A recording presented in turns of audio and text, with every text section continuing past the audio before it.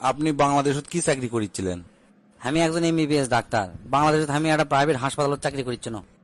কি আপনি ডাক্তারি বাদ দিয়ে আমেরিকা যাচ্ছেন আমার এই ফার্মেসির দোকানে সেলসম্যান হিসেবে চাকরি করার জন্য? হ্যাঁ, দেশের যে কামাই করছি না ওই কামাই তো হয় না। আমেরিকা যাচ্ছি ডবল টাকা কামাই করার জন্য। আচ্ছা ঠিক আছে, মনোযোগ দিয়ে কাম করেন। আমাকে কিন্তু খালি ওষুধ লয়, আর মেলা কোম্পানি আছে, প্রায় 10-12টা কোম্পানি আছে। আপনি এই 10-12টার মধ্যে যে কোনো প্রোডাক্ট বেচতে পারেন, কোনো সমস্যা নাই।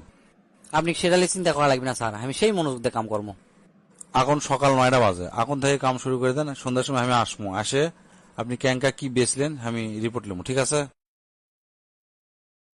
কি খবর রহিম সাহেব, কয়জনের কাছে মাল বেচছেন?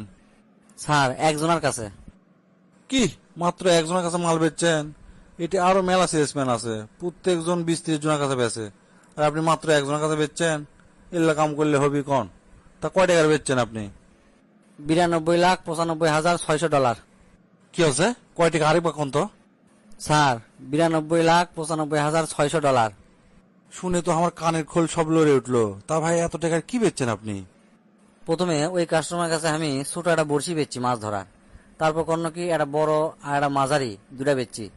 তারপর বড় ফিশিং রড আর কয়টা ওই গিয়ার গিয়ার আছে না মাছ ধরার, ওই গিয়ার বেচছি। তারপর আমি তাকে জিজ্ঞেস করলো আপনি কুটি মাছ ধরবেন? তুমি করছে যে সমুদ্রের কাছাকাছি, সমুদ্রের তীরত আমি মাছ ধরবো। তখন আমি কোনো আপনি তো তাহলে একটা নৌকা দরকার, তাহলে আমাকে নৌকা ফ্যাক্টরিতে নিয়ে গেছি, নিয়ে যা ওর কাছে একটা নৌকা বেচছি। তারপর আমি কোনো এই যে আপনি নৌকাটা কিনলেন, এই নৌকা আপনি বাড়ি নিয়ে যাবেন ক্যাঙ্গা করে, নিয়ে আসবেন ক্যাঙ্গা করে। আপনি তো এই নৌকা নিয়ে যাওয়ার জন্য, নিয়ে আসার জন্য একটা ট্রাক কেনা লাগবে। তো এই লোক করছে হ্যাঁ তাই তো।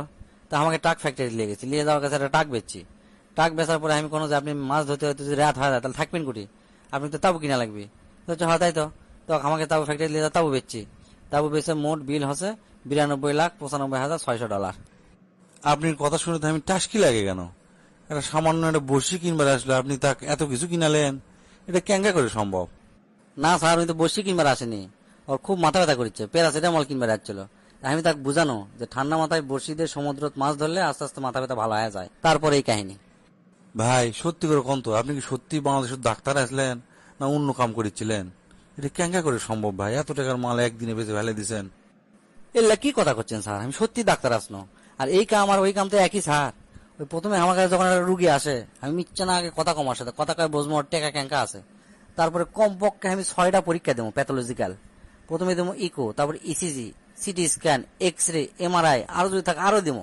দেওয়ার পর কয়ে দেবো যে অমুক জায়গার থেকে আপনি এটা পরীক্ষা করবেন, না হলে কিন্তু ভালো রেজাল্ট আসবি না। আর ওই যেটি পরীক্ষা করবে দেয় ওটি আমার পার্সেন্টেজ থাকে, বুঝছেন? পরীক্ষা করলে আসার পর হয় কি, আমি ওলা রিপোর্ট আর দেখি আর না দেখি কর্ম কি 14টা ওষুধ আমি লিখে দেবো। প্রথম 20টা না হলে উল্টা 20টা তো লিখে দেবো। তার মধ্যে 2টা ওষুধ কামের আর 12টা ওষুধ ভুয়া, ভিটামিন এই সেই পাউডার মিশানা এল্লা মিশাই। আর এই 12টা কোম্পানির থেকে আমি প্রতি মাসে বহুত টাকা করে আমি পার্সেন্টেজ পাই। আর এই টিভি, ফ্রিজ, গাড়ি, কার গাড়ি পর্যন্ত আমাকে কিনে দিছে, বুঝছেন? এল্লা করে কামাই করিচ্ছ না আমি। ভাই, ভাই লয় বস, তুই আমার চেয়ারত বস আজ থেকে, আর আমাকে না তোর দেশত পাঠা। আমি না প্রাইভেট হাসপাতালে ট্রেনিং